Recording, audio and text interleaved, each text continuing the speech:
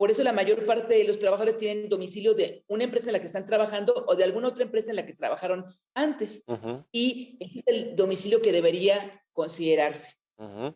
Entonces, para los trabajadores que están en una nómina de una empresa, es prácticamente un trámite burocrático que no tiene utilidad ni para el SAT, ni para los trabajadores, ni para los patrones, o quizá para los patrones en todo caso para la deducibilidad, ¿correcto?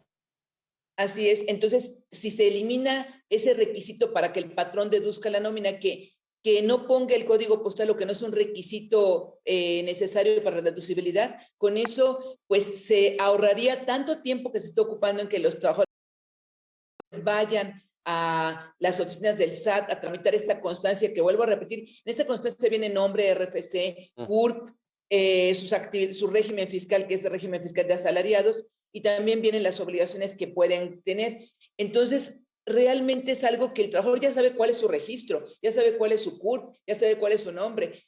El régimen fiscal en el que está, pues sueldos y salarios y el código postal que está allí, que muchas veces es de la empresa en la que trabaja, ese llega el funcionario del SAT y le dice, es que no, este no es tu domicilio. Y dice el trabajador, ¿qué tengo que hacer? Ah, pues hay que sacar una cita para modificar el domicilio. Y lo que se ha pensado es que ese domicilio es el de su casa habitación, cuando que no es lo que marca el código fiscal. Entonces, lo mejor que puede hacerse es eliminar ese requisito para no tener la problemática de que el patrón lo exija para poder hacer la deducción. Ah, algo muy importante, no es un requisito para el pago. El patrón tiene que pagar su salario al trabajador de forma total, sin tenerle que limitar el pago porque no trae esa constancia. ujú. Pues sí, ese es el tema. No se puede utilizar este argumento como, digamos, algo que retrase los pagos o que cancele los pagos para los trabajadores. Eso sería completamente ilegal y habría que denunciarlo. Ahora, este tema a mí me suena un poco a querer por parte del SAT tener más control sobre los trabajadores, sobre los patrones también en términos de lo que pueden hacer deducible o no. Y además de todo, de estar al corriente, ¿no? Con los temas de los impuestos. No sé si esta constancia también pues arroje la información, la información fiscal de los contribuyentes sobre si están al corriente con el pago de los impuestos, porque vaya que sabemos que al SAT lo que le urge es cobrar en tiempo y forma los impuestos y, pues un atraso también merma ahí las capacidades del SAT y de lo que se recauda. ¿Va por ahí también el tema de un asunto de que se pongan al corriente Es, todos?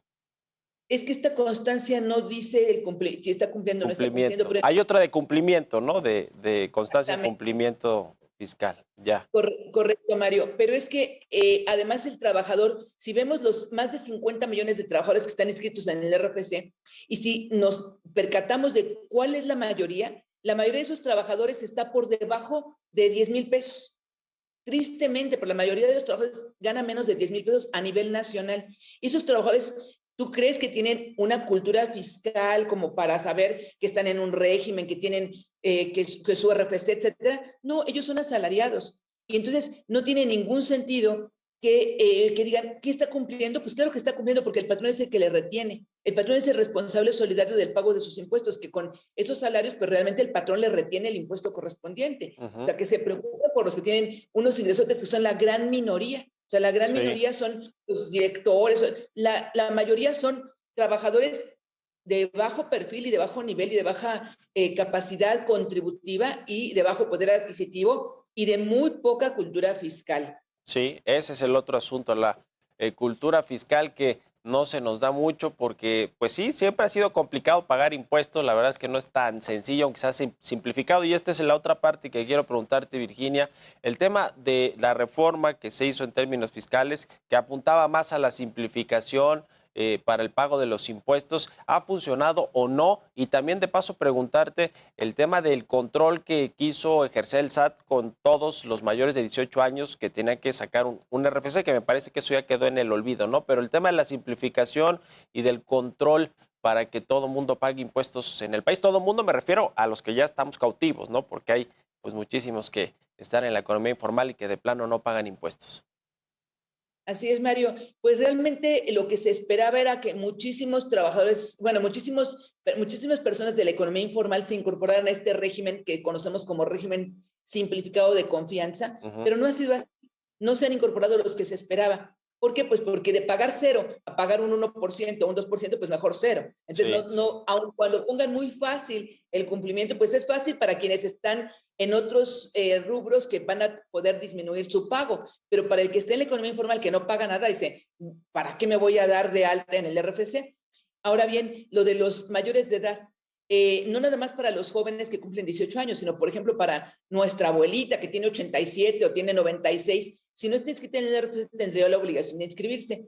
Pero lo que suavizó la situación fue que no se establecieron multas para cuando no cumplan, siempre y cuando no tengan obligaciones fiscales. Entonces, esto también es una disposición un tanto absurda, porque si no tienen obligaciones fiscales, ¿para qué se inscriben en un registro federal de contribuyentes? Que es para los que contribuyen. Si no contribuyo porque soy estudiante, pues entonces, ¿para qué me inscribo? Entonces, como ya no se establecieron multas, la mayoría no se están inscribiendo. Pero este tiempo que se ocupa en que los trabajadores vayan a solicitar sus constancias de situación fiscal al SAT, se puede ocupar en tantas personas que realmente necesitan las citas para poder hacer trámites como renovación de su firma electrónica, como dar de alta a alguna empresa, etcétera. Entonces, por eso es que sí es recomendable que se elimine ese requisito, por lo menos de los FDIs de nóminas. ya. Pues interesante este tema. Muchas gracias por estos minutos, Virginia Ríos, contadora de la Comisión Técnica de Investigación Fiscal del Colegio de Contadores Públicos de México. Gracias por la entrevista y buenos días. Gracias, Mario. Vámonos a otros temas. El presidente